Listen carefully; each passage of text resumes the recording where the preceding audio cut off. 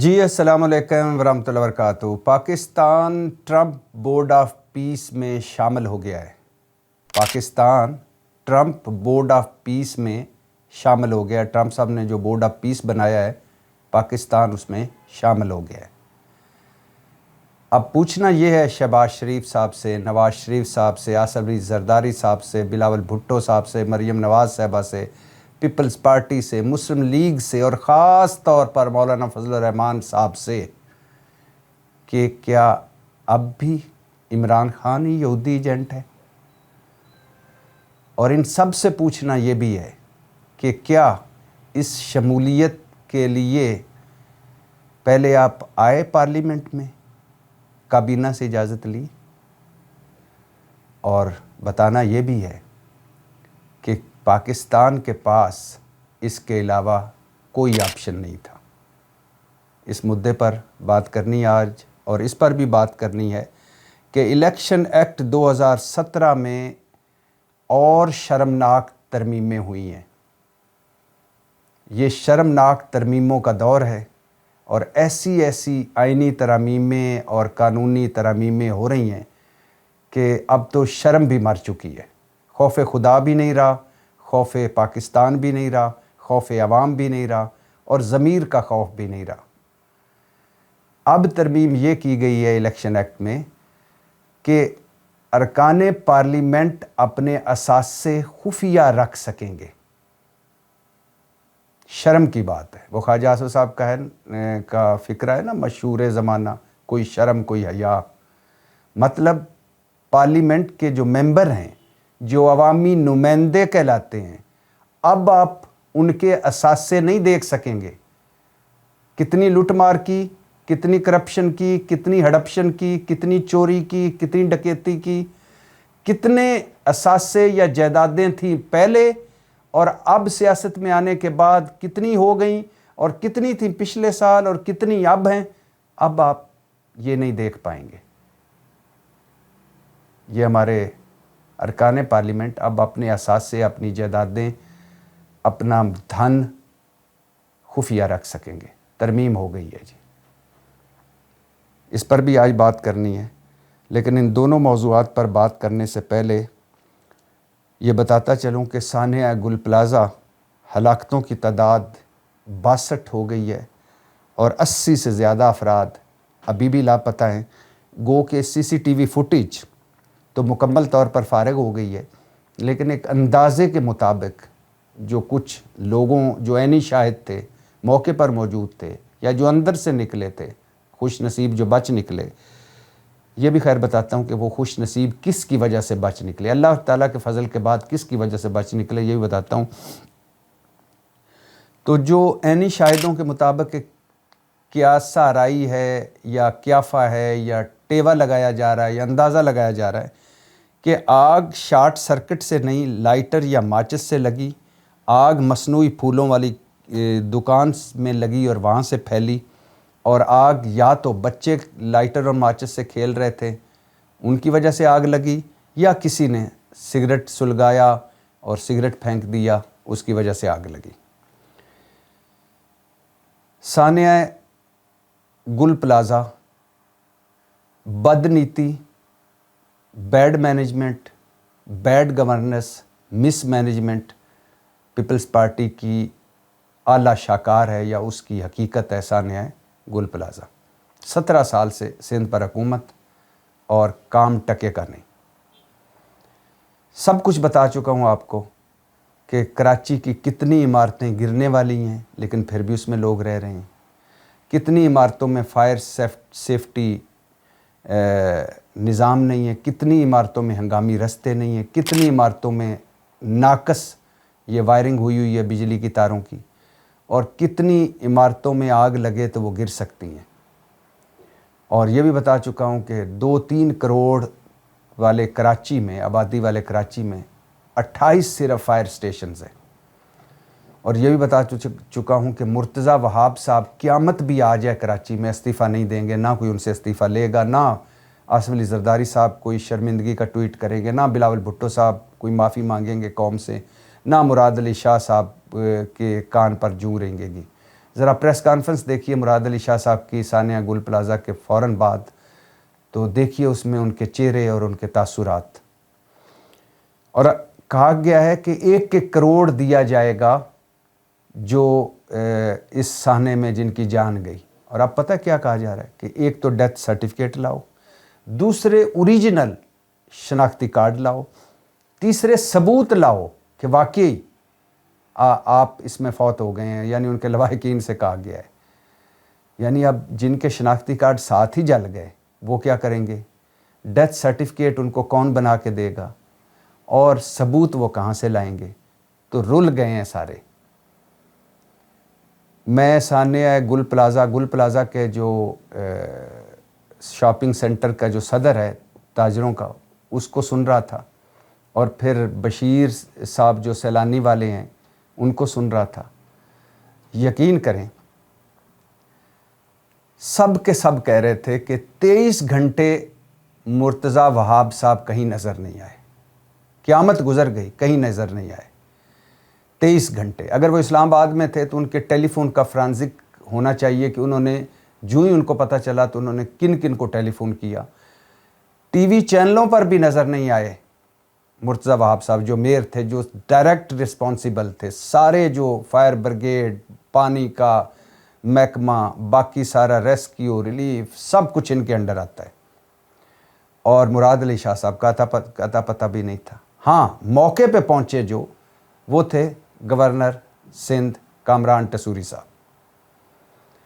ان کو ابھی جو اطلاعات آ رہی ہیں ان کو پتہ چلا 10 بجے ٹی وی چینل سے 10:45 پر یا 10:40 پر انہوں نے ٹکر چلتے دیکھا کہ آگ لگ گئی ہے.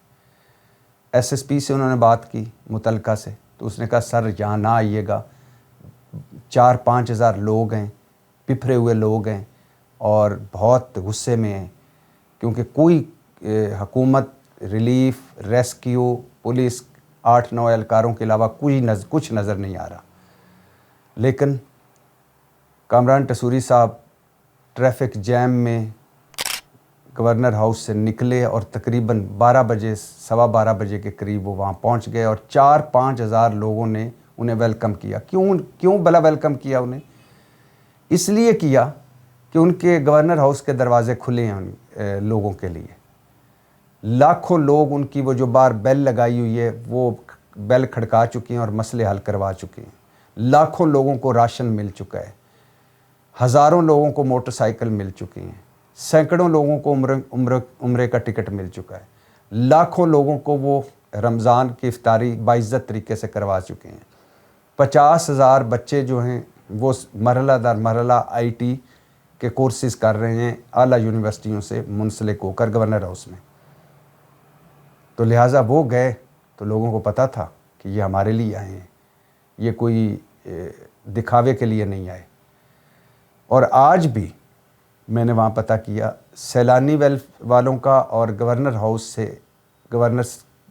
سے کھانا جا رہا ہے جو آج بھی وہاں ہیں. اچھا پھر وہاں گورنر صاحب نے وہاں نیوی والوں کو فون کیا، DIG ساؤتھ کو کیا، متعلق DIG ٹریفک کو کیا، ٹریفک کھلوائی، اور گورنر کامران ٹسوری نے 22 لوگوں کو ریسکیو کروایا. جو نیوی والے آئے، باقی سارے آئے، سارے محکموں کو انہوں نے ذاتی طور پہ ٹیلی فون کیا، اور یہ جو 22 لوگوں کی جان بچی اللہ کے فضل کے بعد یہ گورنر کامران ٹسوری صاحب کی وجہ سے بچی. سب سے پہلے کون پہنچے؟ گورنر کامران ٹسوری صاحب. حالانکہ ان کی ذمہ داری نہیں بنتی، یہ ہوتی خوف خدا، لوگوں کا درد. اور پھر انہوں نے ساری جگہ فون کیے، اور پھر وہاں لوگوں نے بتایا کہ جو فائر بریگیڈ والے ہیں ان کے پاس نہ وہ کپڑے ہیں، نہ وہ کیمیکل ہے، نہ پانی ہے. کسی نے بتایا جی فلاں بڑے صاحب نے ہمیں روکا ہوا ہے کہ آپ جب تک میں اجازت نہیں دوں گا آپ یہ پانی والی جو ٹینکر ہے یہ نہیں جائیں گے، جب تک میں اجازت نہیں دوں گا یہ نہیں ہوگا، وہ نہیں ہوگا. کیمیکل نہیں تھا پانی بجھانے والا، کھڑکیاں دروازے کسی نے نہیں کاٹے. لوگ جلتے رہے، باہر لوگ روتے رہے، اندر سے لوگ چیختے رہے، باہر پیارے ان کے چیخیں سنتے رہے، بے بسی. 22 لوگ اگر گورنر کامران ٹسوری صاحب وہاں پہنچ کر نکلوا سکتے ہیں، تو اگر باقی بھی پہنچ جاتے، دنیا کہہ رہی ہے جی کیا پہنچنا تھا مراد علی شاہ صاحب نے، فائر بریگیڈ کو چاہیے تھا، کوئی مراد علی شاہ صاحب نے اندر سپرمین بن کے تھوڑا لوگوں کو نکال لینا تھا، مرتضیٰ وہاب کا کیا کام تھا؟ اور بھائی عوام میں کھڑا ہونا پڑتا ہے، جب جہاں عوام ہو ان کے ساتھ کھڑا ہونا پڑتا ہے. جب میئر اور اگر وزیر اعلیٰ وہاں ہوتے تو چیزیں مختلف ہوتی. بر وقت جو وہاں دیکھ رہا ہوتا ہے، بر وقت اس کو بلانا، اس کو بلاؤ، پانی کم ہے اس کو لاؤ. یہی 12-14 فون گورنر سندھ نے کیے، 22 لوگوں کی جان بچ گئی. اور آج وہ بتا رہے تھے گل پلازا کے تاجر کہ وہ اب سڑکوں پہ نکلتے ہیں تو لوگ ان کے ساتھ سیلفیاں بنواتے ہیں، ہوائی محبتیں نشاور کرتے ہیں گزرتے ہوئے. تو بلاول بھٹو صاحب پتہ ہے ہمیں کیا کچھ بھی نہیں ہونا، مرتضیٰ وہاب صاحب، مراد علی شاہ صاحب، آصف الزرداری صاحب، پتہ ہے ہمیں کچھ بھی نہیں ہونا، لیکن ایک اوپر عدالت تو ہے نا، اس عدالت میں دیکھتے ہیں کیا ہوتا ہے. خیر واپس موضوعات پر آنے سے پہلے یہ بھی سنتے جائیے کہ ایمان مزاری اور ہادی چٹھا پر ویسے تو پتہ نہیں کتنے کیس ہیں، لیکن ایک کیس ہے متنازع ٹویٹس کیس اور ایک اقدام قتل اور دہشت گردی کیس، اور ایک کیس میں اسلام آباد ہائی کورٹ نے 10,000 مچلقوں پر 2 دن کی حفاظتی ضمانت بھی منظور کر لی ہے. لیکن پچھلے 2 دنوں سے آج تیسری رات ہے، وہ اسلام آباد ہائی کورٹ کے لائرز وکیلوں کے کمپلیکس میں دونوں میاں بیوی موجود ہیں، گرفتاری کے ڈر سے کہ باہر نکلیں گے انہیں کسی کیس میں گرفتار کر لیا جائے گا. اب وہ سپریم کورٹ سے رجوع کریں گے. سپریم کورٹ سے جب ان کو حفاظتی ضمانت ملے گی یا ضمانت ملے گی تو وہ پھر اسلام آباد ہائی کورٹ سے نکلیں گے. یعنی دونوں میاں بیوی اسلام آباد ہائی کورٹ کے لائرز کمپلیکس میں پچھلے 2 دنوں اور 3 راتوں سے آج تیسری رات ہے موجود ہیں. وہیں کھا پی رہے ہیں، وہیں نہا دھو رہے ہیں، وہیں بیٹھے ہوئے ہیں، وہی ان کا گھر ہے اور وہی ان کا دفتر ہے اور وہی ان کی ریلیف گاہ ہے.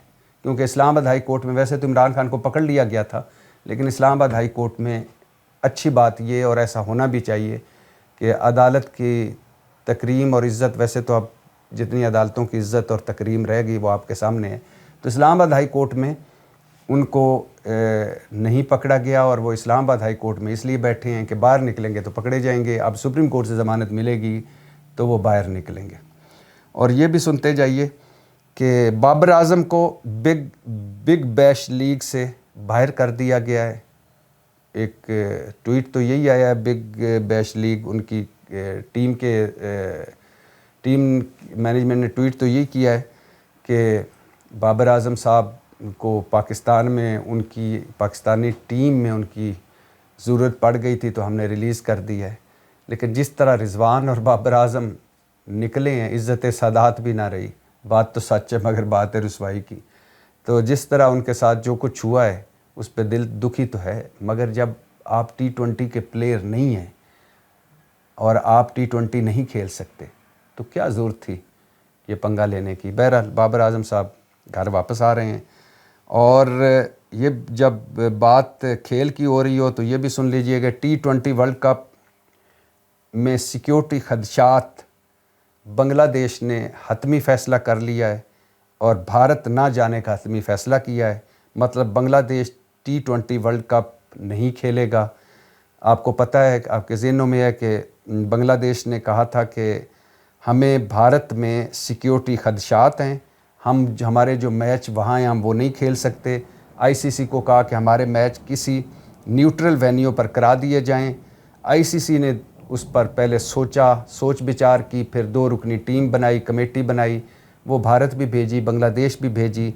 پھر انہوں نے ICC کی ایک میٹنگ ہوئی اور اس میٹنگ میں ICC نے بنگلہ دیش کے سارے سیکیورٹی خدشات، تحفظات مسترد کر دیے اور کہا کھیلنا ہے تو کھیلو، نہیں کھیلو گے تو متبادل ٹیم جس کا اسکاٹ لینڈ کے بارے میں سنا جا رہا ہے وہ اس کو شامل کر لیا جائے گا. بنگلہ دیش نے کہا کہ ہمارا موقف وہی ہے جو پہلے والا ہے، ہم نہیں کھیلیں گے. اور یہ بات بھی بنگلہ دیش نے کی کہ ICC نے ہمارے ساتھ انصاف نہیں کیا، غلط فیصلہ کیا ہے، ہمیں واقعی جینون سیکیورٹی خدشات ہیں اور اس وجہ سے ہم نہیں ہی کھیلیں گے. ابھی بھی کوششیں ہو رہی ہیں لیکن ابھی چانسز تھوڑے ہیں کہ بنگلہ دیش کے میچز بھارت کے بجائے کہیں اور ہو جائیں یا بنگلہ دیش بھارت کھیلنے پر رضامند ہو جائے۔ تو خیر واپس آتے ہیں اپنے موضوعات پر۔ پاکستان ٹرمپ صاحب کے بورڈ آف پیس میں شامل ہو گیا ہے، اور اب تک جو اس وقت جب میں آپ سے بات کر رہا ہوں، ہو سکتا ہے اگلے لمحے کوئی اور ملک بھی شامل ہو جائے، کیونکہ ملک ہر گزرتے وقت کے ساتھ ساتھ یا ہر گزرتے گھنٹے کے ساتھ ساتھ ملک شامل ہوتے جا رہے ہیں ٹرمپ صاحب کے بورڈ آف پیس میں۔ اس وقت تک پاکستان، سعودی عرب، قطر، ترکی، بحرین، مراکش، اردن، UAE، Uzbekistan, Kazakhstan, Azerbaijan, Indonesia, Paraguay, Argentina, Armenia, Bulgaria, Vietnam, Hungary, Mongolia, Kosovo یہ شامل ہو چکے ہیں ٹرمپ صاحب کے بورڈ آف پیس میں۔ انکار کچھ ملکوں نے کیا ہے، جن میں جرمنی ہے، فرانس ہے، برطانیہ ہے، ڈنمارک ہے، سویڈن ہے اور چین ہے۔ انہوں نے کہا کہ ہم شامل نہیں ہوں گے۔ ٹرمپ صاحب کا بورڈ آف پیس ایک طرح سے نیا اقوام متحدہ ہے، اور اس کی زندگی اتنی ہے جب تک ٹرمپ صاحب امریکہ کے صدر ہیں۔ ظاہر ہے جب امریکہ کے صدر نہیں رہیں گے تو طاقت نہیں رہے گی تو پھر کیا یہ بورڈ آف پیس رہے گا۔ اس میں ٹرمپ صاحب امریکہ کا صدر نہیں، بذات خود ٹرمپ صاحب اس کے تا حیات چیئرمین رہیں گے۔ یہ جو پوری دنیا میں امن سازی کے لیے یہ جو ادارہ بنایا ہے نا، بنایا تو غزہ کو لے کے تھا، لیکن اب یہ پوری دنیا میں امن قائم کرنے کے لیے کوششیں کرے گا۔ ٹرمپ صاحب اور ان کے داماد اور ان کے باقی ساتھی اس میں موجود ہیں، اور ٹرمپ صاحب ہی تا حیات صدر ہیں، اور اب اگر وہ امریکہ کے صدر نہیں بھی رہتے تو پھر بھی اس کے تا حیات صدر ہیں۔ تو ٹرمپ صاحب کا یہ بورڈ آف پیس تب تک رہے گا جب تک ٹرمپ صاحب صدر ہیں، اس کے بعد ظاہر ہے اس کی کوئی حیثیت نہیں رہے گی۔ لیکن اس وقت یہ ٹرمپ کی دنیا ہے، یہ ٹرمپ کی دنیا ہے، اور اس وقت پوری دنیا میں ٹرمپ ورلڈ آرڈر رائج ہو چکا ہے، ٹرمپ قانون چل رہا ہے۔ یہ جب تک ٹرمپ ہیں ٹرمپ لا چلے گا اس دنیا میں، اور اقوام متحدہ، سلامتی کونسل، روس، چین، نیٹو، یورپ، عالمی قوانین، عالمی اخلاقیات، عالمی دنیا یا پوری دنیا، یہ سب کے سب فارغ لوگ ہیں، سب کے سب وہ نہیں کیا کہتے ہومیوپیتھک ٹائپ ہیں، کھا لو تو فائدہ نہ ہوا تو نقصان بھی کوئی نہیں۔ تو یہ ساری آڑیاں جانیاں دھمکیاں، تو ہم یہ کر دیں گے تو وہ کر دیں گے۔ ابھی بھی آپ اندازہ کریں کہ ابھی بھی کہیں بات ہو رہی ہے کہ وینزویلا کا ایک صدر ہوتا تھا، اس کی ایک بیگم ہوتی تھی، امریکہ نے ایک فوجی آپریشن کیا تھا، اس کو اس کے اپنے ملک، اپنے دارالحکومت سے اٹھا کر ہتھ کڑیاں لگا کر جیل میں بند کر دیا۔ ابھی بھی وینزویلا کا صدر وہی ہے مادورو، جو امریکی جیل میں بند ہے۔ کبھی ایسا سنا تھا؟ کیا وینزویلا کا تیل ٹرمپ بیچ رہے ہیں؟ ایران کو انہوں نے کہا کہ میں تمہیں صفحہ ہستی سے مٹا دوں گا اگر میرے بارے میں یا مجھے قتل کی دھمکی دینے کی کوشش کی یا کچھ بھی کوشش کی۔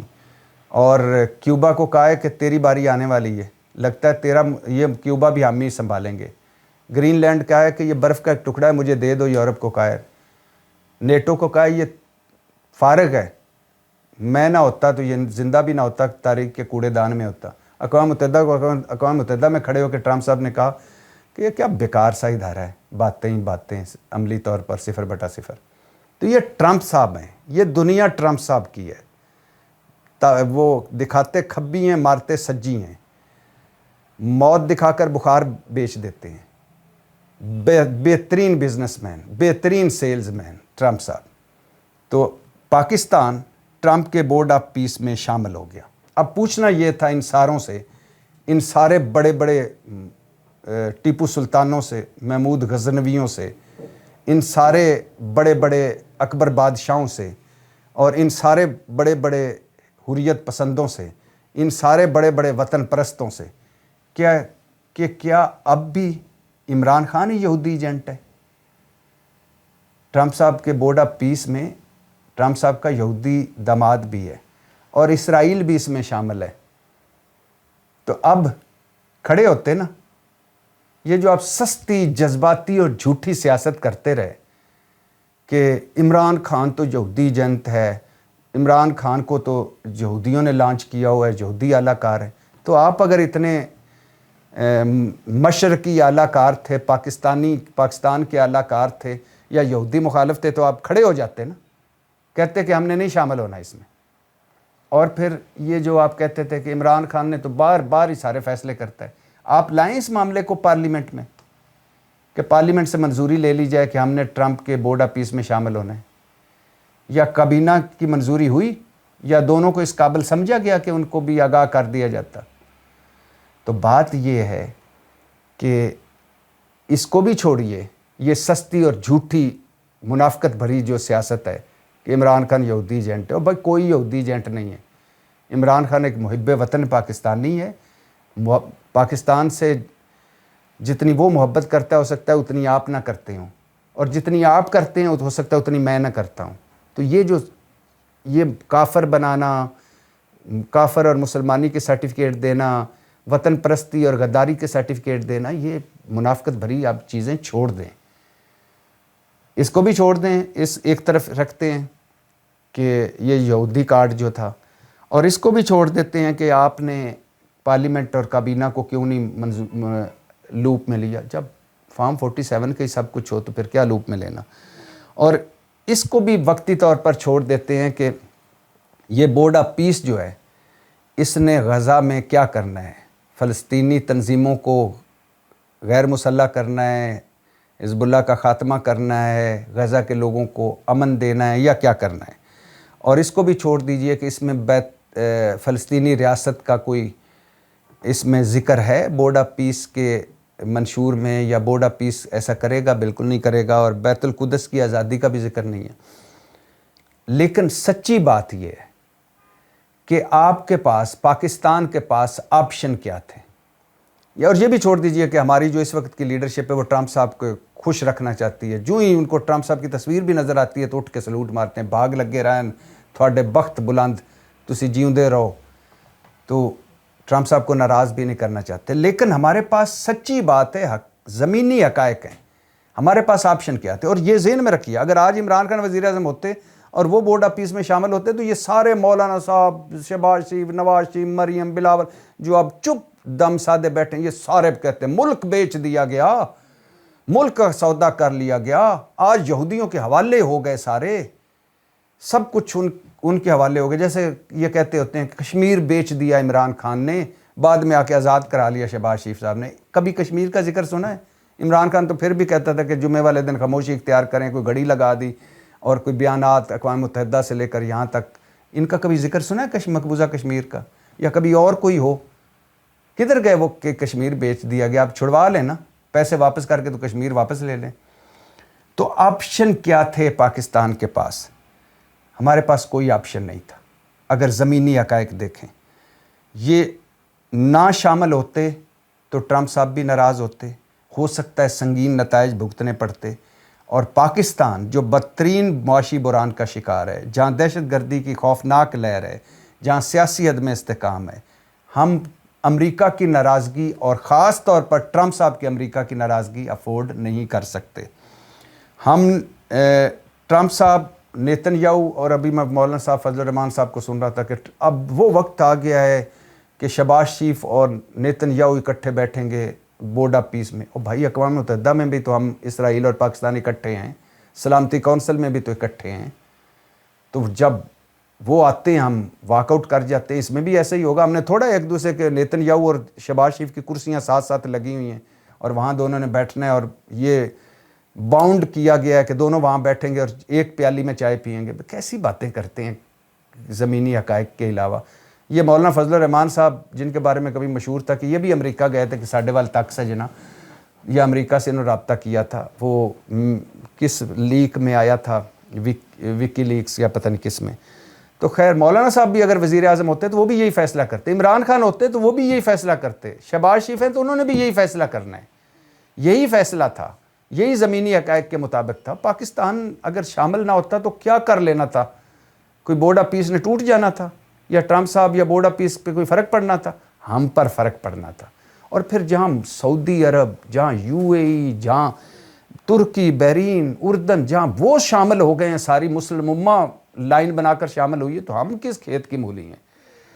تو زمینی حقائق کے مطابق، مسلم امہ کے مطابق ہم نے شامل ہونا تھا، اور اچھا فیصلہ کیا اور ٹھیک کیا، اور ہم شامل ہو گئے۔ اور اب بھی توبہ کر لیں یہ سستی اور جھوٹی اور منافقت بھری سیاست کرنے والے کہ ملک کے لیے آپ کو فیصلے لینے پڑتے ہیں. جذباتیت، جھوٹی سیاست یہ الگ چیزیں ہیں. اور جب جھوٹی سیاست کی بات ہو رہی ہو تو ایک اور جھوٹی سیاست کو سہارا دینے والی ترمیم آ گئی ہے. الیکشن ایکٹ 2017 میں مزید ترمیمیں ہوئی ہیں. فوری طور پر نافذ العمل ہوں گی یہ ترمیمیں جو الیکشن ایکٹ میں ترمیمیں ہوئی ہیں. ترمیمیں کیا ہوئی ہیں کہ ارکان پارلیمنٹ کے اثاثے خفیہ رکھے جا سکیں گے، اور کسی سیاسی جماعت کو کالعدم کرنا ہو یا فلور کراسنگ والا معاملہ ہو تو یہ سپریم کورٹ کی بجائے آئینی عدالت میں جائے گا. مطلب اب اگر پی ٹی آئی پر پابندی لگانی ہے، میں آسان لفظوں میں آج کی زبان میں آپ کو سمجھا رہا ہوں، اور یہ حکومت پابندی لگانے کا ریفرنس بھجواتی ہے تو وہ سپریم کورٹ نہیں جائے گا، آئینی عدالت میں جائے گا، اور آئینی عدالت میں سپریم کورٹ کے اپنے جج لگائے گئے ہیں. تو لہٰذا یہ بھی ذہن میں رکھیے کہ فلور کراسنگ والا معاملہ آئینی عدالت میں جائے گا، سپریم کورٹ میں نہیں جائے گا. اور یہ جو شرمناک ترمیم کا شرمناک حصہ ہے وہ ہے کہ ارکان پارلیمنٹ کے اثاثے خفیہ رکھے جا سکیں گے.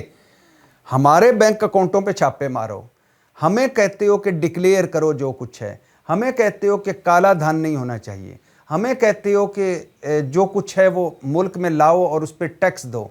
ارکان پارلیمنٹ آسمان سے اترے ہوئے ہیں کہ آپ ان کے اثاثے خفیہ ہوں گے؟ ان کی جائز ناجائز جائیدادیں اور جو سارا کچھ ہے وہ خفیہ رکھی جائیں گی؟ کیوں بھائی؟